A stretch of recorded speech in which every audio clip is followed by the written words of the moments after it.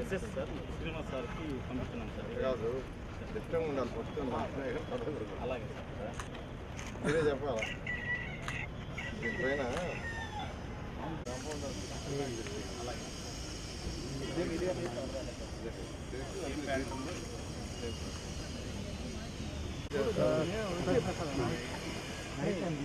తర్వాత వచ్చేది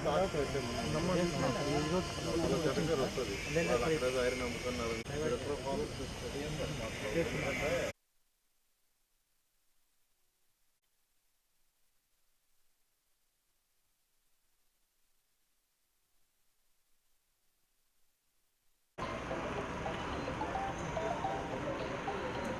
ముఖ్యమంత్రి గారు ఈరోజు వరకు అపార అనుభవంతో 1 by 1 చేసుకుంటూ రావటంలో ఇప్పుడు నెల్లూరు సిటీకి సంబంధించి అనేక పార్కులను యాక్చువల్గా డెవలప్ చేసాం.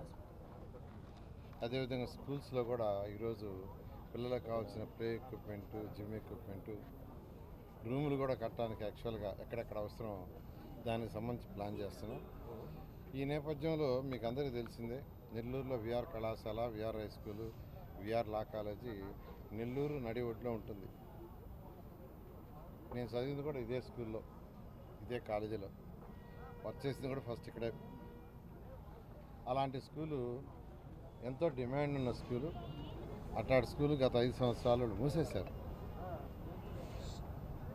అయితే దాన్ని మళ్ళీ ఎలక్షన్ అయిన తర్వాత ప్రభుత్వం వస్తే దాన్ని మళ్ళీ తెరిపిస్తానని చెప్పాను. అన్న ప్రకారం దాన్ని తెరిపించడానికి అధికారులతోనూ మంత్రులతో మాట్లాడా. దాన్ని ఓపెన్ చేయడానికి యాక్సెప్ట్ చేశారు. అయితే దీన్ని ఒక మోడల్ స్కూల్గా రాష్ట్రంలోనే వన్ ఆఫ్ ది బెస్ట్ స్కూల్గా చేయాలనే ఉద్దేశంతో, ఎందుకంటే నేను ఎడ్యుకేషన్ ఫీల్డ్ నుంచి వచ్చాను కాబట్టి చేయాలనే ఉద్దేశంతో గౌరవనీయులైన మంత్రివర్యులు లోకేష్ గారిని కలవటం, ఆయనతో మాట్లాడడం జరిగింది.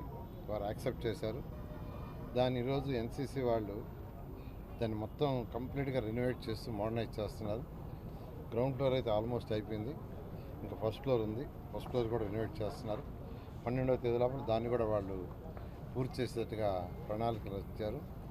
నెక్స్ట్ దాంట్లో ల్యాబ్ ఎక్విప్మెంట్స్, ఫర్నిచర్ అవన్నీ కూడా ఈ మంత్ ఎండింగ్ లోపల వచ్చేది చేస్తున్నారు.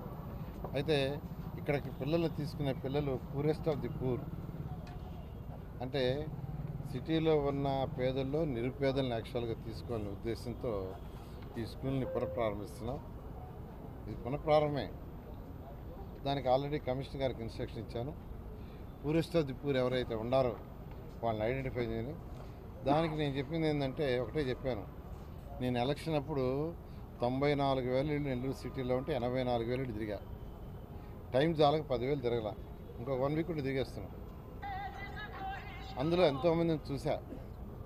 చుట్టలు చుట్టుకునే వాళ్ళు రోజుకి 50 రూపాయలు చందా, బీడీలు చుట్టుకునేవాళ్ళు 50 నుంచి 100, తల్లులు లేని పిల్లలు, తండ్రులు లేని పిల్లలు, చిన్న చిన్న ఇళ్లలో పాసి పని చేసుకునేవాళ్ళు. వాళ్ళకి ఎంత వస్తుంది అడిగితే, సార్ ఒక్కొక్క ఇంట్లో 1000 రూపాయలు ఇస్తారు, 3 ఇళ్లలో చేస్తాం లేదా 2 ఇళ్లలో చేస్తాం.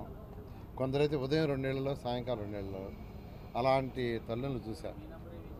వాళ్ళందరినీ చూసినప్పుడు ఖచ్చితంగా అనిపించింది, కనీసం వీళ్ళ పిల్లలకి మంచి ఎడ్యుకేషన్ ఇవ్వాలనే ఉద్దేశంతో ఎలక్షన్స్ ముందు అనౌన్స్ చేశాను, ఈ స్కూల్ ఓపెన్ చేస్తాను, పూరెస్ట్ ఆఫ్ ది పూర్కి మంచి ఎడ్యుకేషన్. ఎందుకంటే 2014-19లో ఇదే స్కూల్ పైన 11th and 12th junior inter, senior inter start చేయించారు.